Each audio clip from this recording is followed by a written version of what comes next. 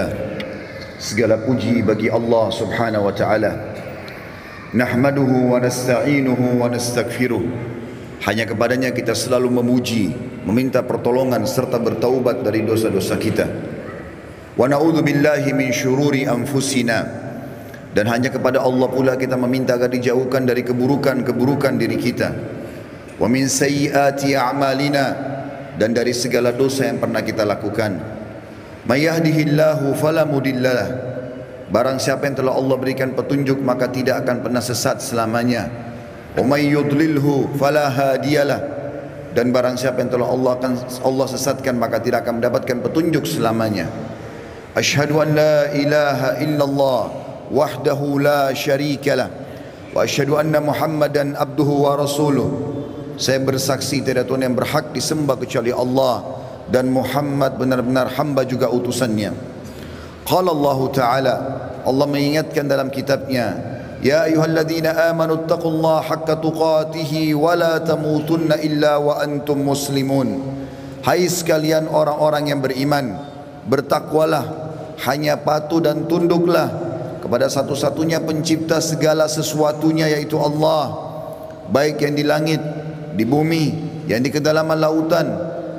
Sebenar-benar patuh dan tunduk, dan jangan pernah kalian meninggal dunia kecuali dalam keadaan Islam. Di ayat yang lain Allah pun berfirman, qala Allah Ta'ala, ya ayuhan nasu taqu rabbakum alladhi khalaqakum min nafsin wahidah wa khalaqa minha zawjaha wa batha minhuma rijalan katsiran wa nisaa wattaqullaha alladhi tasaaluna bihi wal arham innallaha kana 'alaikum raqiba. Hai sekalian manusia, sekali lagi bertakwalah, hanya patuh dan tunduklah kepada Allah, yang halal yang ia halalkan, yang haram yang ia haramkan, yang telah menciptakan kalian dari jiwa yang satu yaitu Adam alaihissalam, dan telah menciptakan dari jiwa yang satu istrinya Hawa alaihissalam, dan telah banyak memberikan keturunan laki-laki juga perempuan dari keduanya. Sekali lagi bertakwalah kepada Allah dan jagalah hubungan silaturahim, sesungguhnya Allah senantiasa mengawasi kalian. Di ayat yang ketiga, qala Allah Ta'ala, ya ayyuhalladzina amanu taqullaha wa qulu qawlan sadida yuslih lakum a'malakum wa yaghfir lakum dhunubakum wa may yuti'illaha wa rasulahu faqad faza fawzan 'azima. Hai sekalian orang-orang yang beriman, sekali lagi bertakwalah, hanya patuh dan tunduklah kepada Allah dan ucapkan kalimat yang benar. Niscaya Dia akan memperbaiki amal-amal perbuatan kalian, mengampuni dosa-dosa kalian. Barang siapa yang mentaati Allah dan Rasulnya, sesungguhnya dia telah mendapatkan kemenangan yang besar. Amma ba'd, fa inna asdaqal hadithi kitabullah. Kita tahu sebaik-baik rujukan umat Islam dalam segala lini kehidupan mereka, terutama ibadah, adalah kitabullah, Al-Quran. Wa khair hadyu Muhammadin sallallahu alaihi wa sahbihi wasallam.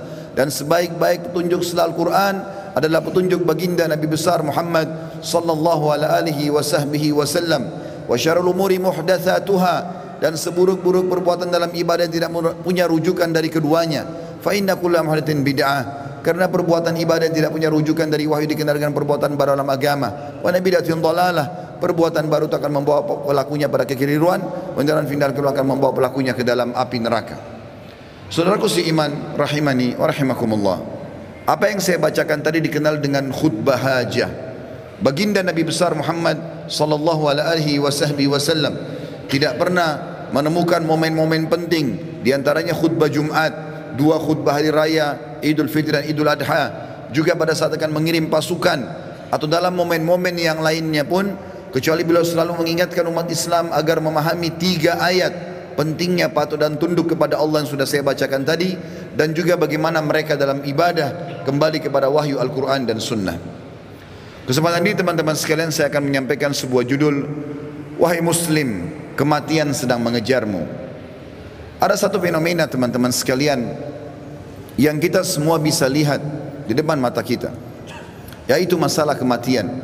Risalah ini akan kami sampaikan kepada orang yang sehat dan sakit, orang yang kaya dan juga miskin, para pemimpin dan masyarakat, orang cerdas dan juga orang yang bodoh, laki-laki dan perempuan, anak kecil ataupun orang dewasa. Ingatlah saudaraku, kita akan mengakhiri kehidupan dunia ini. Ada batas waktu di mana kita semua akan meninggalkannya. Semua yang kita kumpulkan dari rumah yang mewah, kendaraan yang kita banggakan, pasangan hidup, apa saja dari pakaian, bahkan perlengkapan dan pernak-pernik kehidupan ini, semuanya akan ditinggal. Pasti kita akan meninggalkannya. Nabi SAW bersabda dalam sebuah hadis yang sahih, kalau anak Adam meninggal dunia, akan ikut bersamanya ke kuburan tiga: keluarganya, hartanya, dan amalnya. Serta akan pulang dua, keluarganya akan pulang. Secinta-cintanya seorang istri pada suaminya, pasti dia tidak akan pernah menginap di kuburan itu. Dia akan pulang. Cinta-cintanya seorang suami pada istrinya juga tidak akan tinggal menemani istrinya di kuburan. Orang tua dengan anak, teman dengan temannya, bawahan dengan atasannya, semuanya akan meninggalkan kuburan tersebut. Begitu juga dengan harta. Mobil semewah apapun hanya diparkir di pagar kuburan. Setelah itu akan dibawa pulang menjadi warisan. Yang tinggal bersama kita hanya satu, amal kita, yang selama ini selalu kita lalaikan.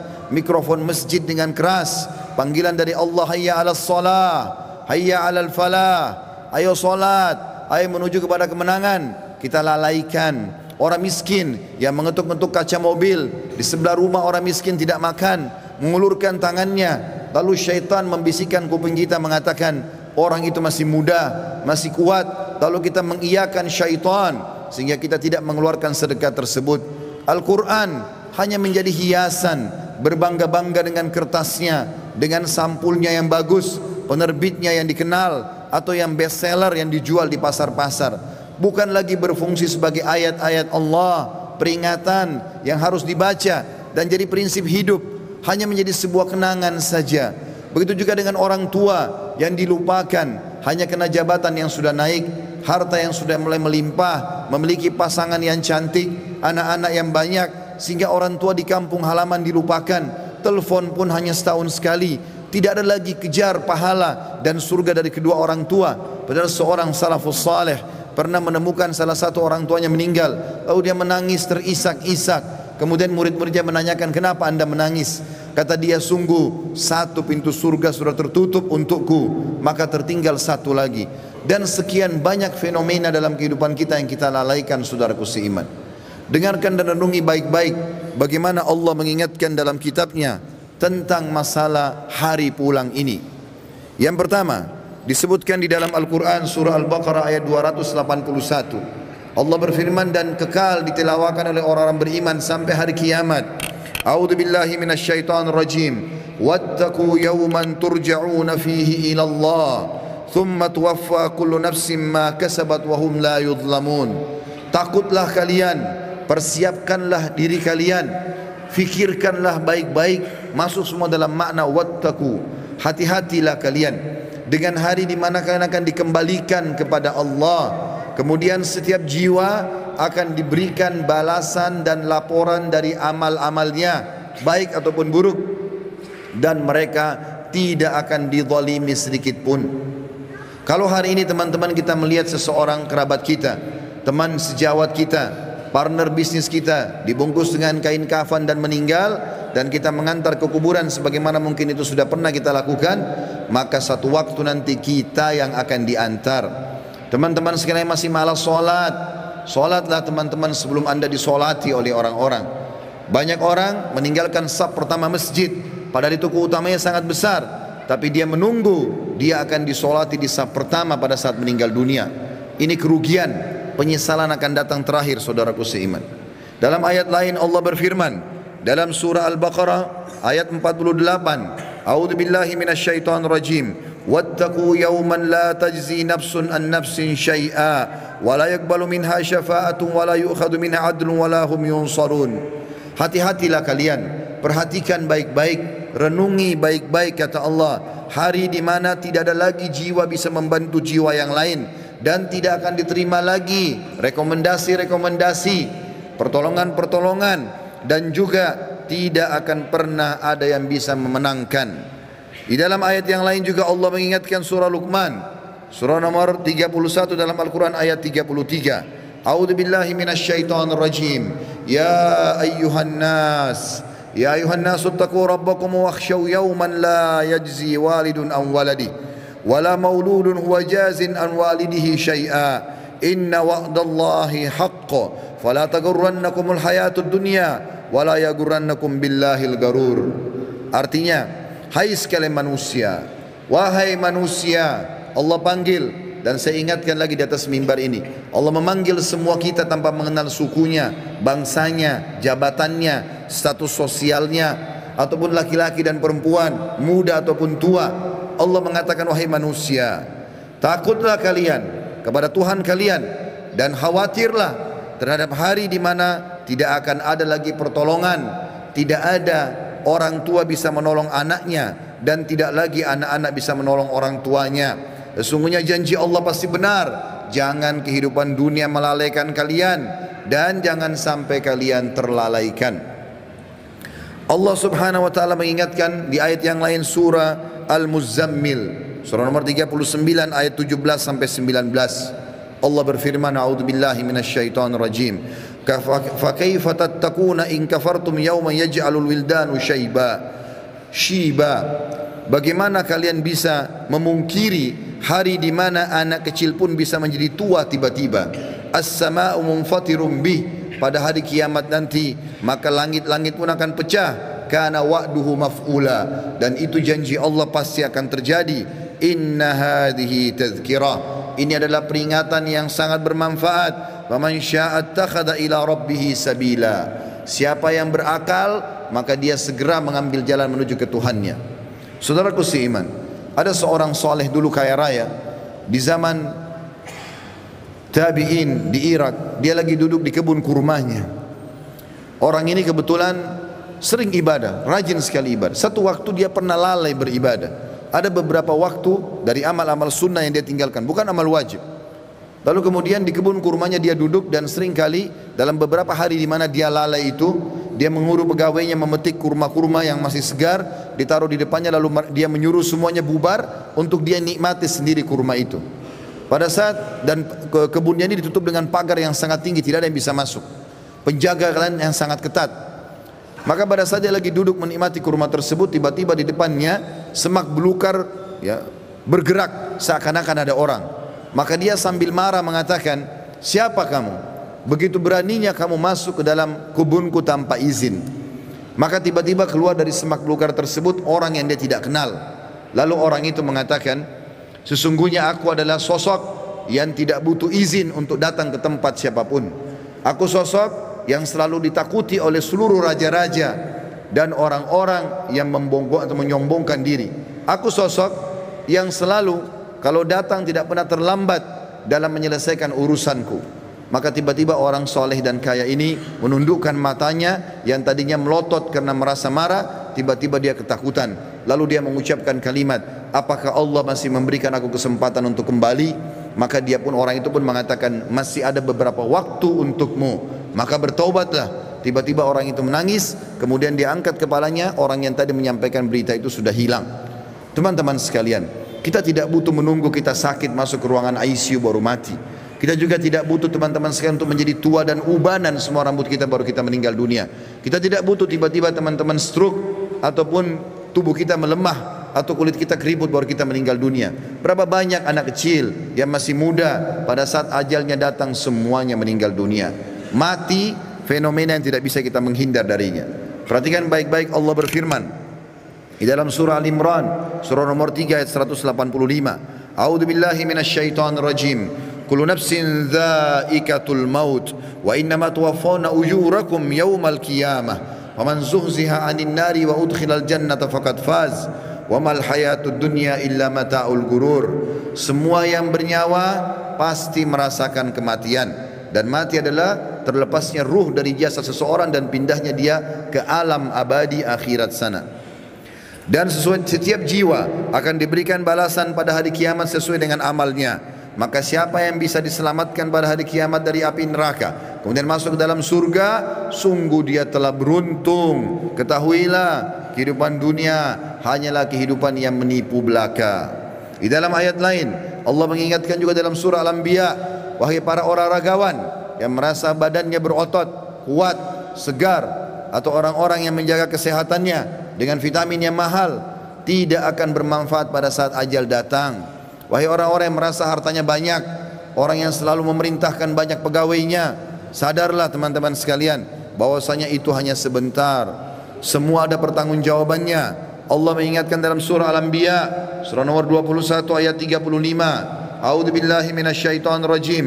Kullu nafsin dha'iqatul maut wa nabluukum bisyarri wal khairi fitnah wa ilaina turja'un. Semua yang bernyawa pasti akan mati, dan kami menguji kalian dengan kebaikan dan keburukan sebagai fitnah. Maka kalian harus tahu kalian akan dikembalikan kepada kami. Maksudnya kata ulama tafsir, kebaikan adalah dengan jabatan, dengan harta, dengan kelebihan paras wajah, fisik, pasangan hidup, keturunan yang banyak. Itu cobaan dari Allah subhanahu wa ta'ala. Bersyukur tidak? Digunakan dalam ketaatan kepada Allah atau tidak? Dia tunggangi enggak itu untuk panen pahala yang besar pada hari kiamat? Begitu juga kami uji kalian dengan keburukan. Keburukan juga datangnya penyakit, gangguan orang, semua melalui itu. Bersabar tidak, sehingga akhirnya mendapatkan pahala yang maksimal pada hari kiamat. Di dalam ayat lain surah Al-Ankabut, surah nomor 29 ayat 57 juga Allah berfirman, A'udzu billahi minasyaitonir rajim. Kullu nafsin dha'iqatul maut, thumma ilaina turja'un. Semua yang bernyawa pasti akan mati. Sekuat apapun dia, sehebat apapun dia sembunyikan dirinya dalam sebuah bangunan yang besar, pasti dia akan mati dan akan dikembalikan kepada kami. Di dalam ayat lain Allah lebih jelas lagi menekankan masalah itu dalam surah An-Nisa. A'udzu billahi minasyaitonir rajim.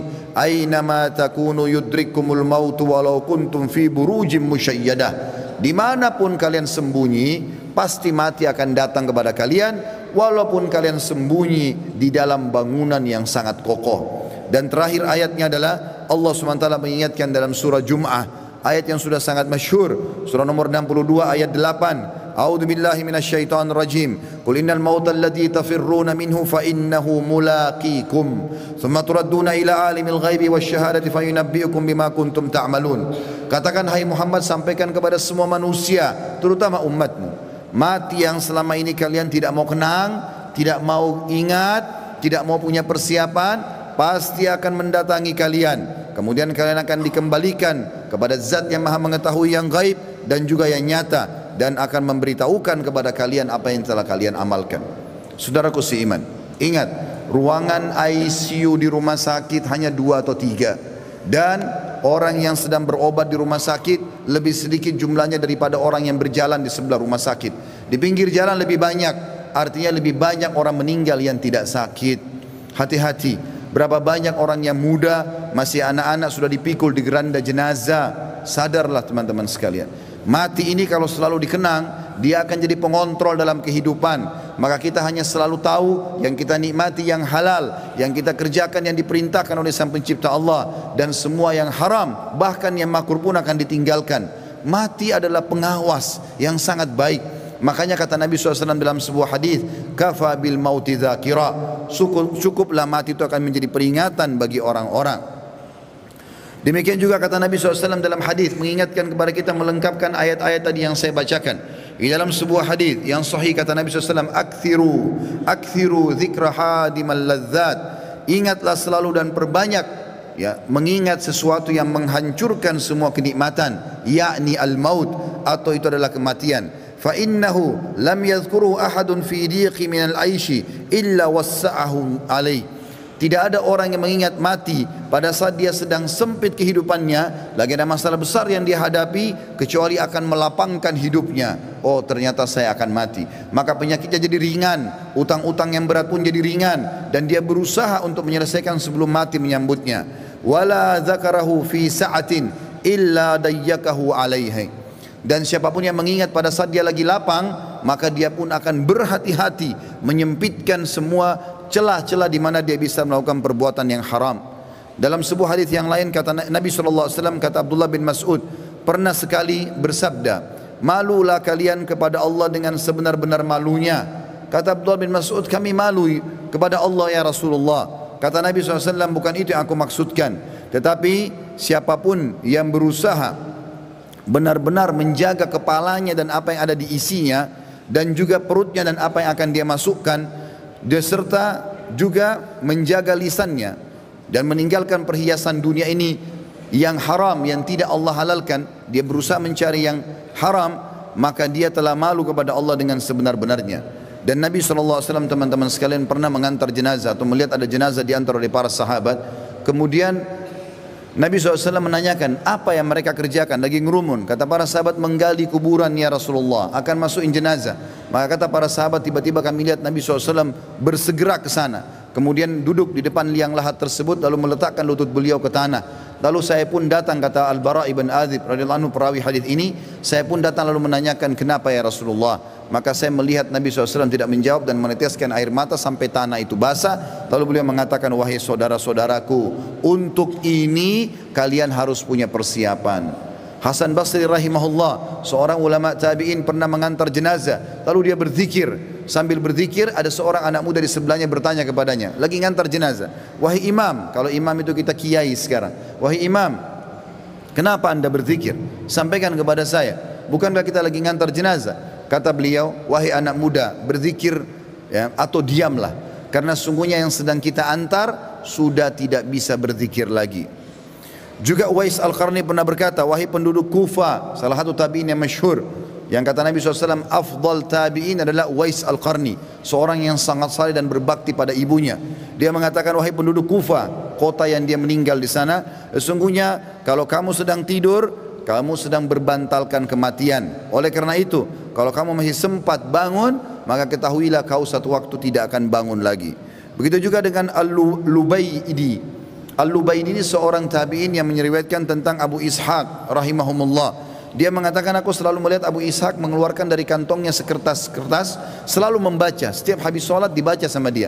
Saya tidak pernah nanya selama hidupnya, dan pada saat dia meninggal, saya pun mendapatkan kertas itu di kantongnya lalu saya membaca. Ternyata isinya adalah, wahai Abu Ishaq, perbaguslah amalanmu, sesungguhnya ajalmu telah dekat. Wahai Abu Ishaq, perbaguslah amalmu, sesungguhnya ajalmu sudah dekat. Saudaraku seiman, sebagai penutup dalam khutbah ini bukan bermaksud menakut-nakuti, tetapi kita harus sadar sebagai seorang muslim, salah satu rukun iman kita iman kepada hari kiamat, rukun iman yang kelima, dan rentetannya adalah mengetahui kematian akan datang, mengetahui adanya alam barzah, dan juga kita tahu akan ada pembangkitan hari kiamat dan ditimbang amal baik dan amal buruk, serta juga akan ada surga dan neraka. Ini penentuan terbaiknya adalah pada saat sekarang kita masih hidup. Jangan terus-menerus lalai. Cukuplah yang telah berlalu. Kata para ulama, kalau yang berlalu adalah kebaikan, bersyukurlah dari amal soleh. Kalau perbuatan buruk, maka bertaubatlah. Kalau seandainya yang sedang kamu lakukan, kalau kamu masih hidup hari ini, perbaikilah amalmu hari ini, dan hari esok kau hanya bisa membuat program. Oleh karena itu teman-teman sekalian, hati-hatilah dengan masalah-masalah seperti ini. Sebaiknya setiap muslim harus sadar, memperbanyak mendalamakan ilmu agama dan beramal soleh, serta bertobat dari dosa-dosanya. Aku qauli hadza, saya sudah mengucapkan perkataan ini, wa astaghfirullah li wa lakum, dan saya beristighfar kepada Allah dan mengajak jemaah istighfar kepada Allah. Innahu huwal ghafurur rahim, sesungguhnya dia maha menerima tobat hamba-hambanya dan juga maha pengasih.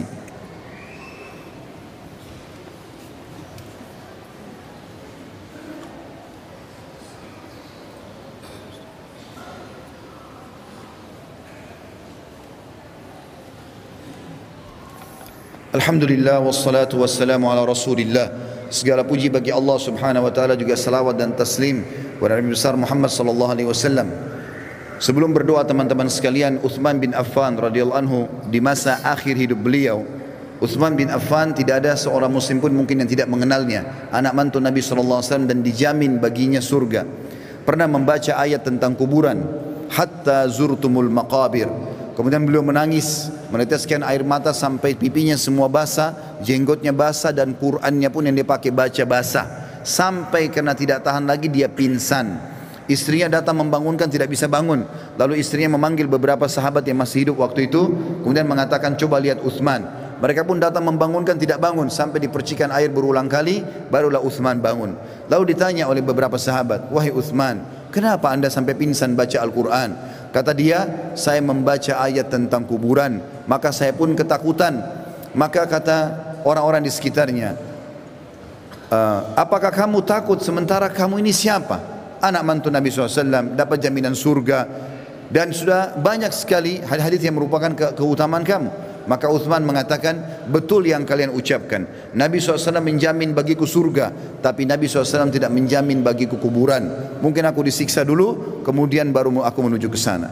Oleh karena itu teman-teman sekalian, tidak ada jaminan bagi seseorang kalau dia akan selamat, dan yang akan menyelamatkan dia hanya diri dia sendiri. Makin ikhlas, makin banyak amal, maka makin selamatlah dia. Ada hadis Nabi SAW tentang hari Jumat, dua buah hadis yang memerintahkan kita untuk berdoa. Yang pertama teman-teman sekalian adalah hadis riwayat Imam Muslim.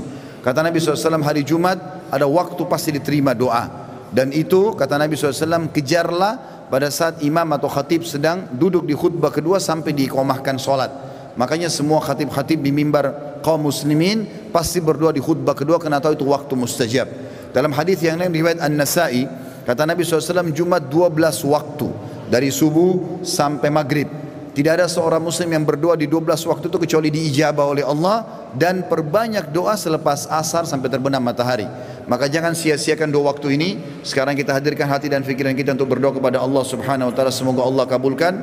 Dan sebentar selepas asar sampai menjelang maghrib, maka berdoalah dan sampaikan hajatmu hai saudaraku kepada Tuhanmu, karena Tuhanmu Maha Pengampun dan Maha penerima taubat hamba-hambanya. Alhamdulillahi Rabbil Alamin.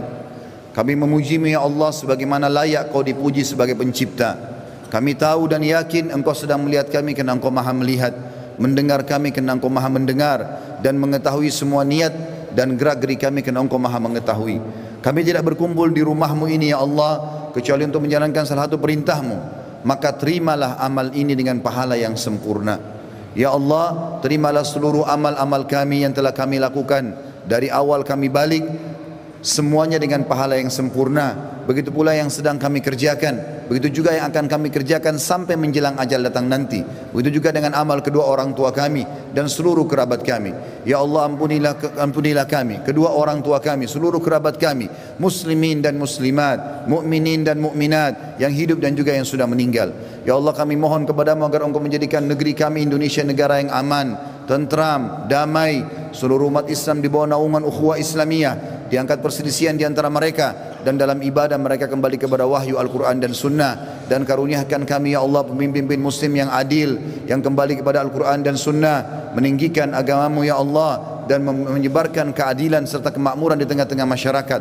Lunasilah utang negeri ini, dan jadikanlah negeri kami negeri yang makmur, tentram, dan menjadi contoh bagi negara-negara yang lain. Dan kami mohon kepadamu ya Allah agar Engkau menolong saudara kami di Palestina, di Syria, di Yaman, di Irak, di Myanmar, di Ahsa, dimanapun mereka berada sedang tertindas. Ikhlaskan niat mereka, terima para syuhada mereka, muliakan Islam di tangan mereka dan tangan kami semua, serta ikut sertakan kami bersama mereka di pahala, baik dengan doa, dengan harta, juga dengan jiwa kami. Dan ya Allah, satukanlah kami semua yang hadir di majlis ini di Jumat yang mulia ini di surga Firdaus tanpa hisab. Wa sallallahu nabiyana Muhammadin walhamdulillahi rabbil alamin. Inna Allah ya'muru bil adli wal ihsan. Ketahuilah saudaraku seiman, Allah selalu menyuruh kita berbuat kebaikan dan keadilan. Wa yanha 'anil fahsya'i wal munkari wal baghi. Allah larang perbuatan mungkar, keji dan maksiat. Ya'idzukum la'allakum tadhakkarun. Itu peringatan dari Allah, jadikan sebagai pegangan hidup kalian. Fadhkurullahal azima yadhkurkum. Ingat selalu Allah, Allah akan ingat kepada kalian. Washkuruhu ala ni'ami yazidkum. Syukuri nikmatnya, dia pasti akan tambah. Wala dzikrullahi akbar. Mengingat Allah ada amal yang paling besar. Wa aqimis shalah, dan dirikanlah salat.